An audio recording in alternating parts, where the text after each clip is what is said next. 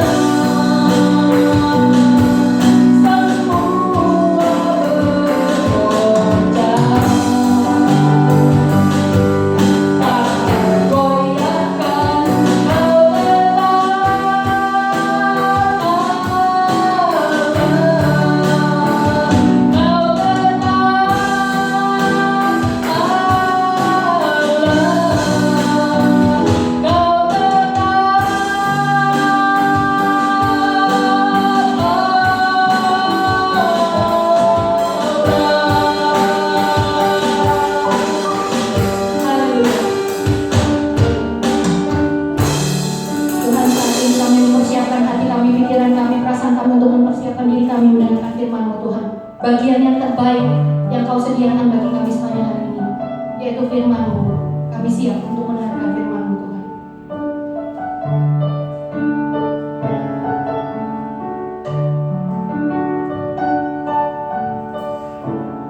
Firman jadi manusia, diam di antara kita. Ada hidup terang bagi manusia.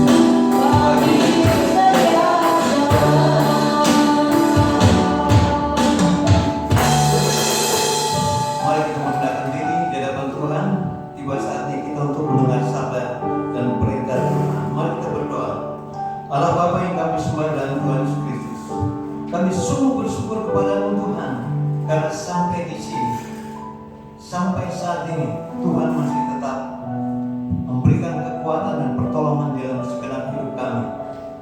Kami terus berdoa supaya Tuhan melingkupi kami dengan kuasa Tuhan, sehingga kami dapat menghadapi setiap tantangan apapun yang ada di dalam perjalanan hidup kami.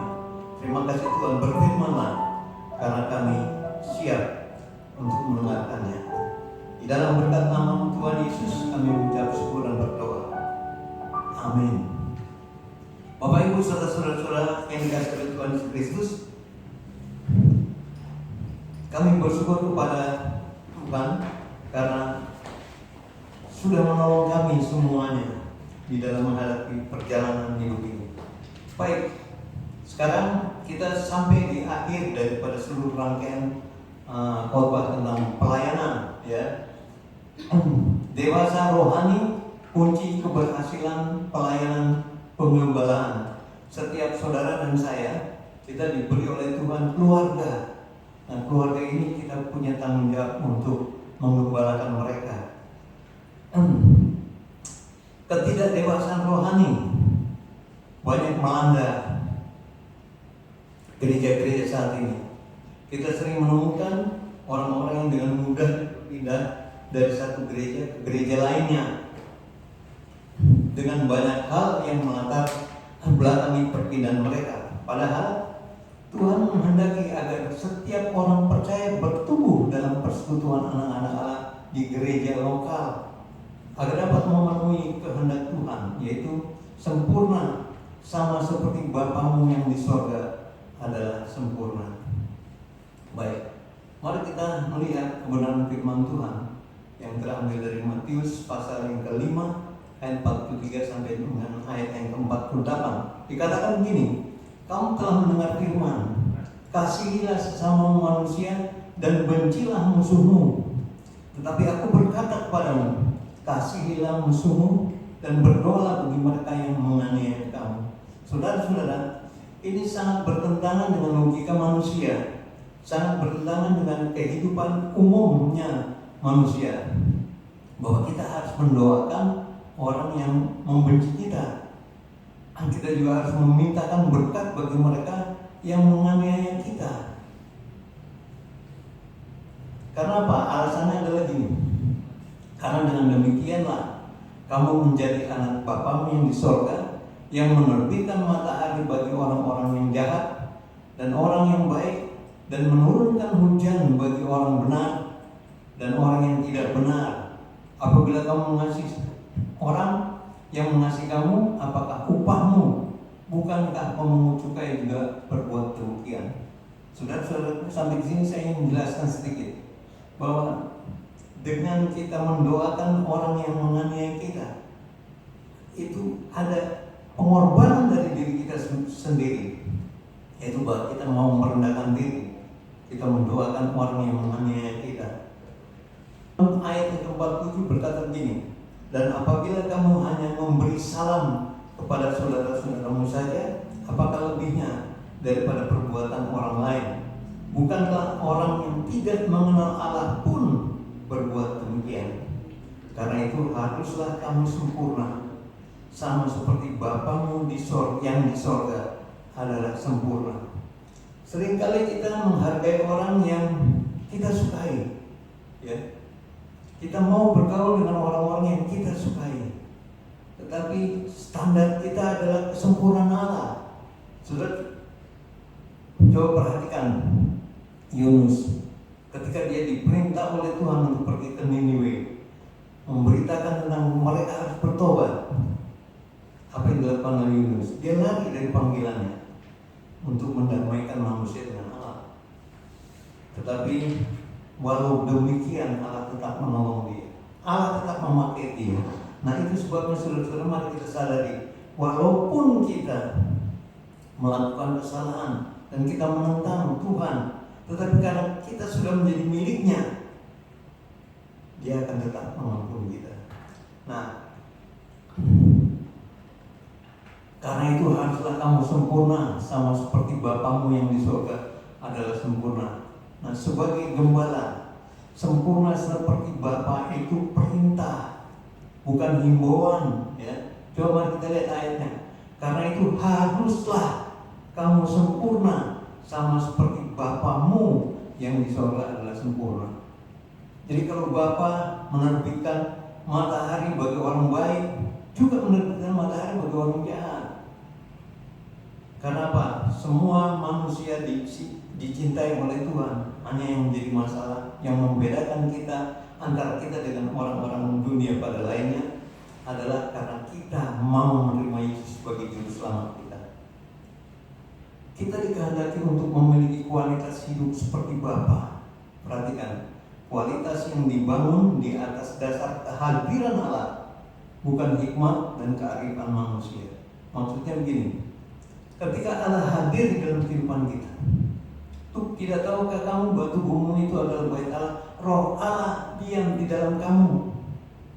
Nah, kalau kita sadar akan kehadiran Allah dalam hidup kita, terus kita masih melakukan perbuatan dosa, berarti kita sudah tidak mengakui bahwa Allah hadir di tengah-tengah kita.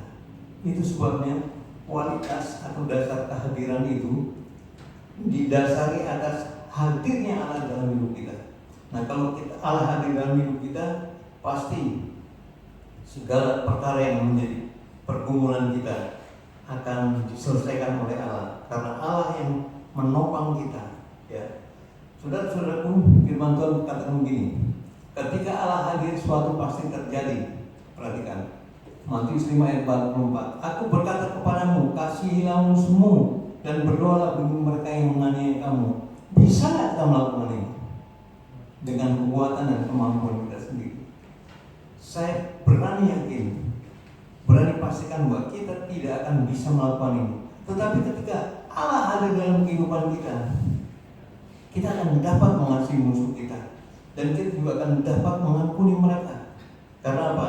Allah sesungguhnya yang bekerja di dalam hidup kita. Jadi saudara-saudaraku, kita dikehendaki untuk sempurna seperti Bapa di sorga adalah sempurna. Yang berikutnya, kita dikehendaki untuk memiliki kualitas pelayanan seperti Yesus. Di dalam Yohanes pasal 10 ayat 11 dan 14, pernyataan Yesus, gembala yang baik memberikan nyawanya bagi domba-dombanya. Gembala yang baik mengenal domba-dombanya dan domba-domba mengenalnya. Saya berpikir begini, pada suatu saat ada di pemberitaan seorang yang mempunyai istri banyak dan anaknya hampir 30 lebih. Saya membayangkan apa sih Bapak ini bisa mengenal anaknya satu persatu, ya. Kalau ada yang namanya Joni, mari. Jadi padahal yang dimaksudnya si siapa? Firman. Tapi ngomongnya Joni, yang datang ya si Joni yang datang. Loh, oh kamu? Bukan kamu. Artinya gini, begitu banyak anak-anaknya sehingga dia lupa. Nah, tapi Allah kita tidak seperti itu, ya. Saudara dan saya adalah gembala di dalam rumah tangga kita masing-masing. Nah, kita bertanggung jawab untuk anggota keluarga yang kita gembalakan. Itu sebabnya seorang pria harus berperan, seorang bapak harus berperan bahwa dia adalah gembala, ya. Dia gembala dan dia bertanggung jawab untuk menghidupi, untuk melakukan perkara-perkara besar bagi anak-anaknya. Baik. Nah, sebagai gembala kita bertanggung jawab untuk apa? Mengayomi atau melindungi komunitas kita. Kita bertanggung jawab untuk melindungi anggota keluarga kita, istri dan anak-anak kita, ya. Demikian juga kita bertanggung jawab untuk mengayomi, memberikan ketentraman, gitu ya. Jadi saya punya teman yang takut banget sama bapaknya, sehingga kalau dia lagi main bersama-sama dengan kami, dia sweet, anaknya, entar gue dipanggil bapak gue, lari. Saya pikir kapan manggilnya, nggak taunya bapaknya manggil pakai sweetan, sweet. Anaknya udah tahu nih. Nah artinya saudara-saudara, anak itu menjadi sangat takut dengan bapaknya, karena bapaknya kalau mengajar dia, anaknya salah, apa yang ada di tangan dipukulkan ke anaknya. Pada satu saat saya lihat teman saya ini sedang membantu bapaknya, karena bapaknya punya mobil dan bapaknya juga seorang yang ahli dalam montiran, ya. Akhirnya waktu dia lagi benerin itu, dia bilang ke anaknya, ambilin kunci sekian. Dia salah ngasih, dikutukin kepalanya. Anaknya nangis pergi. Nah saudara-saudara, bukan seperti itu, ya. Tetapi kita harus memberikan ketentraman kepada anak-anak dan keluarga kita. Terus yang berikutnya, mengayangi, artinya menyejahterakan komunitas saudara. Saudara bekerja siang dan malam untuk bisa mendapatkan hasil, dan hasil saudara ini untuk menyejahterakan anggota keluarga saudara. Saya percaya kalau anak saudara pakai sepatu, jalannya pincang-pincang, saudara lihat, kenapa sepatu kamu robek Pak? Pasti saudara akan berusaha untuk membelikan yang baru buat anak saudara, karena Anda mengasihi dia. Nah itu yang harus terjadi, bahwa seorang gembala bertanggung jawab untuk mengayomi, melindungi, bahasa Jawa semua nih, memberi ketentraman, mengayangi, menyejahterakan domba-domba yang dipercayakan oleh Tuhan pada saudara dan saya. Untuk bisa melakukan ini semua dibutuhkan kedewasaan rohani. Ya, kedewasaan rohani seorang gembala terlihat dari buahnya. Kedewasaan rohani seorang gembala terlihat dari buahnya. Galatia 5 ayat 22 berkata gini, tapi buah roh ialah kasih, sukacita, damai sejahtera, kesabaran, kemurahan, kebaikan, kesetiaan, kelemah lembutan, penguasaan diri. Tidak ada hukum yang menentang hal-hal itu. Kalau ini ada di dalam karakter kita, ini menjadi bagian hidup kita. Ada kasih, ya, ada sukacita, ada damai sejahtera. Orang akan melihat saudara, dia akan berkata, orang ini bahagia sekali. Diapa-apain dia tetap tersenyum, diledek, dianiaya dia tetap mendoakan kita, dia tetap tersenyum untuk kita. Karena apa? Dia tidak mungkin dapat melakukan itu kalau tidak Allah turut bekerja dalam kehidupannya. Jadi kedewasaan rohani dapat terlihat dari buahnya. Ketika Roh Allah hadir dalam kehidupan kita, yang muncul dalam hidup kita adalah karakter-karakternya Allah. Yang oleh penulis Ibrani dikatakan ada kasih, ada sukacita, ada damai sejahtera, ada kesabaran, ya, ada kemurahan. Saya percaya ketika saudara pulang dari kantor melihat anak-anak saudara sedang belajar, Anda tidak akan pernah melakukan ini. Datang, kamu belajar apa? Aku belajar matematik Pak. Diketak kepala, jidat kepalanya. Ada yang melakukan itu? Saya rasa nggak akan seperti itu. Bahkan ketika kita datang, anak-anak kita sedang belajar, kita akan merasa bangga bahwa anak-anak kita tahu tanggung jawab. Dia tahu bapaknya capek bekerja.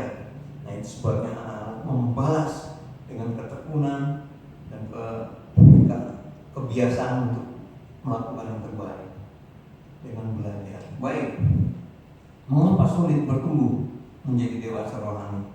Mari kita sadari, mari kita renungkan bersama-sama bahwa sulit bagi kita untuk bertumbuh menjadi dewasa rohani. Karena apa? Kita mempunyai sikap yang masa bodoh. Firman Tuhan berkata, masih banyak yang ingin saya kemukakan mengenai hal ini, tetapi bagaimana saudara dapat memahaminya kalau saudara bersikap masa bodoh? Ya. Lebih lanjut dikatakan begini, sudah lama saudara menjadi orang Kristen, dan seharusnya saudara sekarang mengajar orang lain, namun saudara masih tetap membutuhkan seorang pengajar untuk mengulang asas-asas pokok dalam firman Tuhan. Asas-asas pokok dalam firman Tuhan itu apa sih?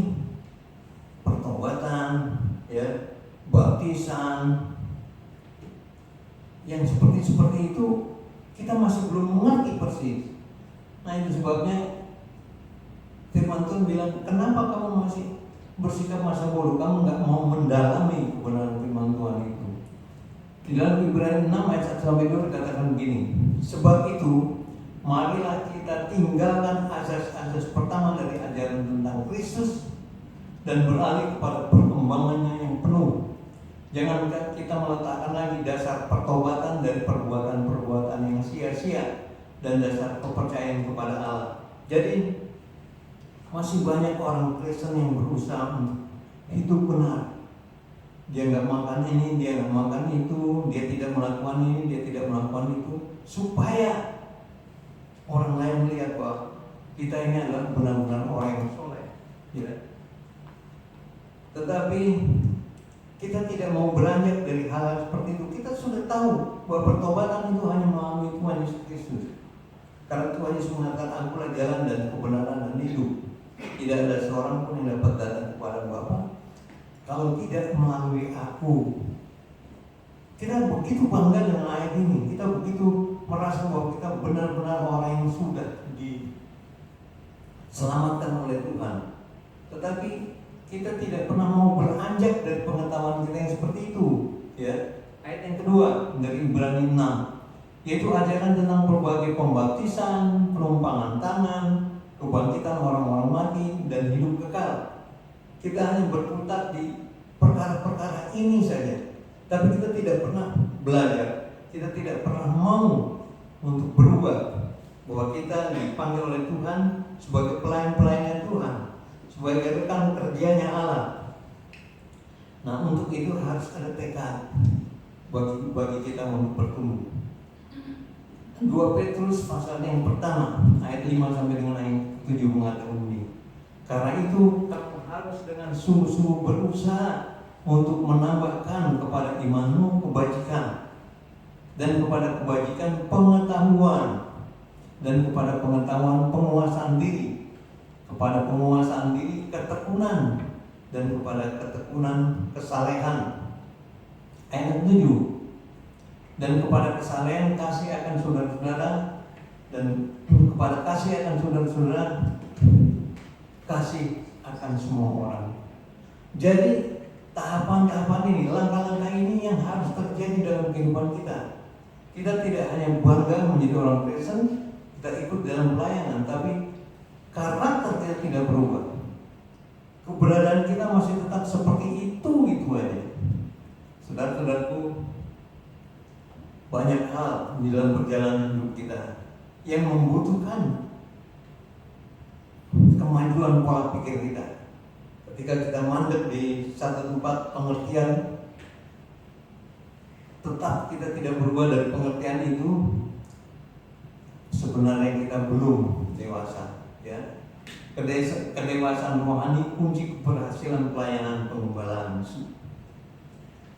Saudara dipilih untuk mengembalakan komunitas saudara. Karena itu, sebagai orang-orang pilihan Allah yang dikuduskan dan dikasihinya, kenakanlah belas kasihan, kemurahan, kerendahan hati, kelemah lembutan, dan kesabaran. Jadi saudara dipilih untuk mengajarkan hal-hal seperti ini kepada anggota keluarga saudara. Baik di rumah sebagai kepala keluarga, teman-teman, mereka adalah tanggung jawab saudara juga. Kalau mereka ada yang berbuat salah, saudara bertanggung jawab untuk menegur mereka dengan kasih, mendoakan mereka, ya, dan melakukan yang terbaik. Dan itu semua akan diperhitungkan oleh Tuhan. Tuhan akan melihat bahwa itu adalah hal yang benar bagi Tuhan. Baik, yang kedua, saudara diberi kemampuan untuk bertumbuh dewasa secara rohani bagi pelayanan penggembalaan. Karena apa? Mari perhatikan. Kita tahu sekarang bahwa Allah turut bekerja dalam segala sesuatu untuk mendatangkan kebaikan bagi mereka yang mengasihi Dia, yaitu bagi mereka yang terpanggil sesuai dengan rencana Allah. Jadi saudara-saudara, Anda dan saya, kita dipanggil oleh Tuhan Tuhan, menjadi keluarganya. Kita dipanggil oleh Tuhan untuk bekerja sama dengan Tuhan, mendamaikan orang berdosa dengan Allah, mengajarkan kepada mereka hal-hal yang baik untuk pekerjaan pelayanan, ya. Karena semuanya itu dilakukan oleh Tuhan, oleh Allah dalam hidup kita. Kita yang dipakai sebagai alatnya Tuhan, supaya kita bisa melakukan perbuatan-perbuatan yang baik dan yang benar. Jadi saudara-saudaraku, banyak orang yang tidak menyadari hal ini, bahwa yang perkara-perkara yang baik dan benar itu pasti Allah yang mengerjakan di dalam hidup kita, ya. Bukan karena kehebatan kita, bukan karena kesalehan kita, bukan karena kita mengerti banyak tentang ayat firman Tuhan, bukan itu. Kita tahu banyak ayat firman Tuhan, tetapi kalau kita tidak mau praktekkan di dalam kehidupan kita, sama juga di mata Tuhan kita adalah orang yang nol besar, ya.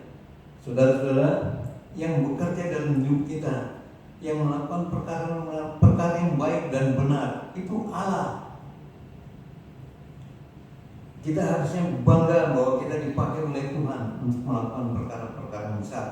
Nah, masalah kita, ya, bukan karena kita tidak mampu, tetapi mau atau tidak untuk dewasa rohani, ya. Bukan karena kita tidak mampu, tetapi mau atau tidak untuk bertumbuh dewasa secara rohani. Kalau kita tidak mau bertumbuh, apapun yang kita kerjakan tidak akan pernah memberikan kepuasan kepada kita. Tapi kalau kita tahu persis bahwa Allah yang bekerja dalam kita, kita dipakai oleh Tuhan untuk melakukan perkara-perkara yang baik dan benar, kita akan dilihat oleh Tuhan sebagai orang yang mengasihi Dia. Sekali lagi saudara-saudaraku, bagaimana kita bisa menjadi dewasa rohani kalau kita tidak mau dipakai oleh Tuhan? Bagaimana kita bisa menjadi dewasa rohani kalau kita tidak mengizinkan Tuhan melakukan perkara-perkara besar dalam kehidupan kita? Jadi, apa yang harus terjadi dalam kehidupan kita? Perubahan bukanlah perubahan sampai terjadi suatu perubahan, ya. Jadi kalau kita mengatakan bahwa saya sudah berubah, Roh Allah diam dalam saya, tapi ngomongan kita masih kasar, ya. Kita masih tidak bisa menghargai orang lain, kita tidak bisa mengampuni orang lain, ya. Apakah itu membuktikan bahwa kita sudah berubah? Perubahan terjadi ketika orang melihat kita bahwa kita sebagai orang yang sudah dibenarkan oleh Tuhan, hidup di dalam kebenaran. Jadi perubahan bukanlah perubahan sampai terjadi suatu perubahan. Amin. Baik saudara-saudaraku yang sedang mengikuti acara ini di rumah, silakan saudara tanya kepada istri saudara, kepada anak-anak saudara, "Ma, anak-anak, menurut kamu papa gimana?" Nanti akan keluar informasi tentang saudara dari anak-anak. "Oh, papa orang begini, papa orang begini, papa orang begini." Ya. Nah, sama juga istri tanya kepada suami, "Pak, menurut kamu aku udah berubah belum?" Ya, sekali lagi, kecenderungan manusia orang adalah untuk melihat yang jelek yang ada pada kita, bukan hal yang baik. Coba kasih kertas, suruh nulis tentang kejelekan kita, wah, bisa sampai kayak koran, ya. Tetapi ketika kita diminta untuk coba tuliskan hal yang baik tentang orang ini, orang yang kita benci, putih terus kertasnya, karena nggak ada yang ditulis, ya. Nggak bisa melihat kebaikan orang lain, kita selalu melihat kejelekan orang lain, ya. Baik, saudara-saudara yang dikasihi oleh Tuhan, saya harap kita bisa bertumbuh dewasa secara rohani agar kita dapat melayani bersama-sama dengan Tuhan, menjadi orang yang dipakai oleh Tuhan untuk mendatangkan kebaikan saudara dan saya dipanggil oleh Tuhan untuk melakukan perbuatan-perbuatan besar dari Dia yang telah memanggil kamu keluar dari kegelapan menuju terang yang ajaib. Amin. Mari kita berdoa. Terima kasih Bapa, terima kasih Tuhan untuk kebenaran firman-Mu. Biarlah kami dapat terus hidup di dalam Engkau. Kami terus dapat menyerahkan hidup kami kepadamu, supaya Tuhan ubah kami, karena tidak akan pernah terjadi perubahan di dalam kehidupan kami sampai perubahan itu terjadi ketika kita menyerahkan segenap kehidupan kita kepada Dia. Terima kasih Tuhan, firman-Mu sudah selesai diberitakan.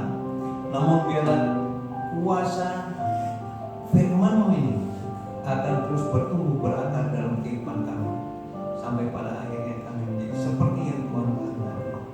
Terima kasih Tuhan, di dalam berkat nama-Mu kami mengucap syukur dan berdoa. Amin.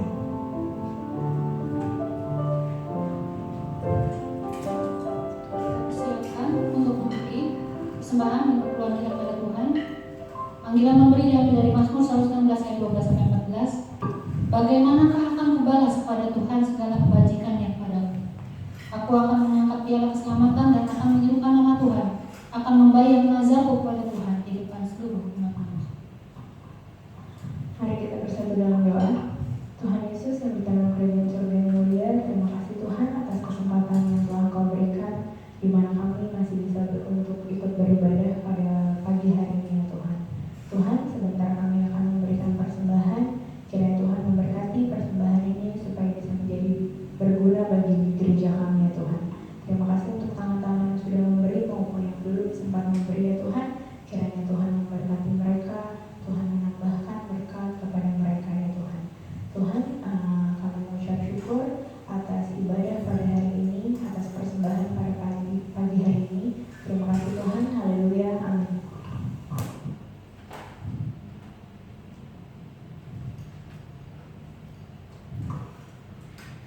Warta dan informasi, kita masih harus tetap bersabar untuk menantikan keputusan resmi dari pemerintah sebagai otoritas yang berwenang berkenaan dengan situasi dan kondisi saat ini. Untuk persembahan dan persepuluhan bagi jemaat yang tidak dapat datang ke gereja, bisa ditransfer ke rekening gereja atau dibawa ke gereja sebelum doa pengerja, yaitu sekitar pukul 8.45. Demikian warta dan informasi. Kita siapkan untuk berdoa. Lagu kita berikut ini merupakan lagu yang menyatakan iman kita kepada Tuhan kita. Dalam doa terkadang kita harus ngotot sama Tuhan untuk menyampaikan dan memperkatakan apa yang kita inginkan sebagai langkah iman kita. Tapi cuma satu yang Tuhan minta, supaya hati kita percaya kepada Dia.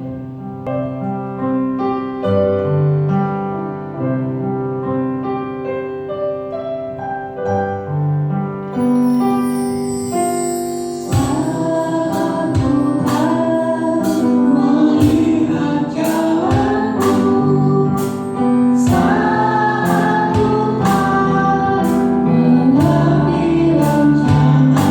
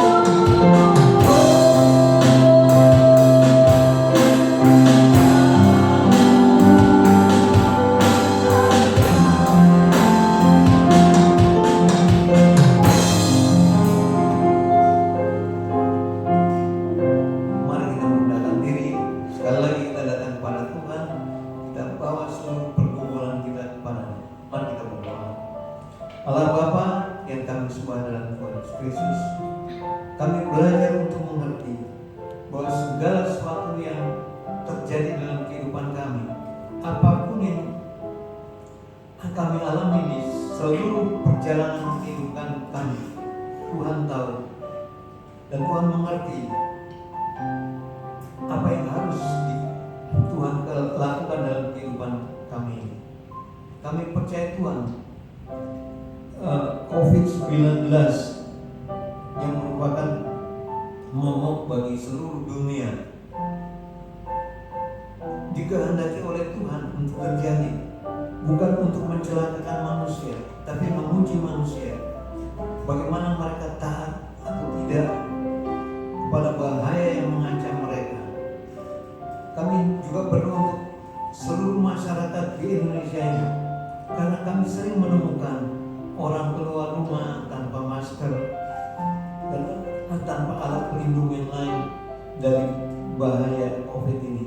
Orang menganggap remeh Tuhan, tetapi kami melihat bukti kejadian seluruh dunia ini. Semakin bertambah orang yang terpapar COVID-19 ini. Itu sebabnya Tuhan, kami datang kepadamu, kami mengetuk pintu hatimu. Kami berdoa supaya anak-anak Tuhan yang sungguh-sungguh percaya kepada Tuhan akan patuh terhadap setiap apapun yang dilakukan oleh pemerintah ini. Kami percaya senantiasa sedang diusahakan untuk boleh mengatasi adanya vaksin untuk COVID-19 ini. Kami juga berdoa untuk lingkungan kami Tuhan, di mana kami berada, karena banyak, maksud kami ada orang-orang yang terpapar COVID-19 ini. Dan itu sebabnya daerah kami dianggap daerah hitam, karena begitu banyaknya orang yang terpapar. Itu sebabnya kami mohon pertolongan dan perlindungan ya Tuhan, karena kami tahu dimanapun kami berada, dimanapun kami beraktivitas, itu bukan kehendak kami, tetapi tuntutan pekerjaan harus demikian. Itu sebab pagar kami dan pasukan malaikat-Mu ya Tuhan, urapi kami secara khusus dengan kuasa-Mu, sehingga kami dapat terhindar dari penyakit virus ini. Terima kasih Tuhan. Kami juga berdoa untuk ekonomi. Apabila tidak ada langkah-langkah yang diambil, pasti akan menjadi kehancuran bagi negara kami ini. Dan juga masalah pangan yang sudah mulai menyusut. Tapi kami percaya, karena kami anak-anak-Mu ya Tuhan, di mana kami berada, Tuhan hadir tengah-tengah kami. Dan di mana kami berada, Tuhan menolong setiap apapun yang kami alami. Itu sebabnya Tuhan, kami serahkan bangsa dan negara kami. Kami berdoa bagi anasir-anasir atau orang-orang yang berusaha memobilisasi masyarakat Indonesia untuk menolak pemerintahan saat ini. Kami terus berdoa Tuhan, kasihilah mereka, karena mereka tidak tahu apa yang mereka perbuat. Tapi berikanlah ketegaran kepada pemerintah kami dan jajaran menteri serta kabinetnya, demikian juga jajaran dari tingkat pusat sampai daerah-daerah, agar mereka dapat melakukan seperti yang Tuhan kehendaki. Terima kasih Bapak. Kami juga berdoa untuk saudara-saudara kami yang saat ini sedang bergumul untuk kesehatan mereka. Kami berdoa untuk Bu Ahab, kami berdoa juga untuk Bu Huta Barat, kami juga berdoa untuk Bu Bambang, kami juga berdoa untuk saudara-saudara Bu Lydia, saudara-saudara kami yang lain juga yang terpapar sakit saat ini. Tuhan lawati mereka, Tuhan jamah mereka, Tuhan pulihkan mereka, Tuhan sembuhkan mereka. Kami mengucap syukur karena Tuhan baik. Pengobatan dokter, perawat maupun obat-obatan hanya sarana, tapi kesembuhan hanya ada padamu ya Tuhan. Itu sebabnya kami bawa saudara-saudara kami yang sakit ini ke dalam tangan kasih karunia-Mu. Jamah mereka, lawati mereka Tuhan, dan pulihkan mereka dari sakit penyakit yang mereka alami. Terima kasih Tuhan. Kami juga berdoa untuk saudara kami, anak kami yang kami kasih Ricky, yang saat ini sudah berada di Jerman. Kami mohon pertolongan Tuhan supaya dia tidak terpengaruh oleh pergaulan di sana, tetapi dia benar-benar menyadari bahwa sebagai anak Tuhan, Allah hadir di tengah-tengah mereka. Terima kasih juga Tuhan. Kami berdoa bagi anak-anak kami yang saat ini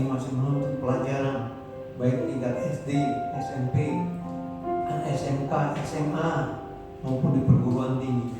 Tolong mereka Tuhan, agar mereka dapat belajar seperti yang dituntun oleh institusi pendidikan mereka, yang tingkat SD belajar dengan cara online, dengan cara SD, SMP dan selanjutnya.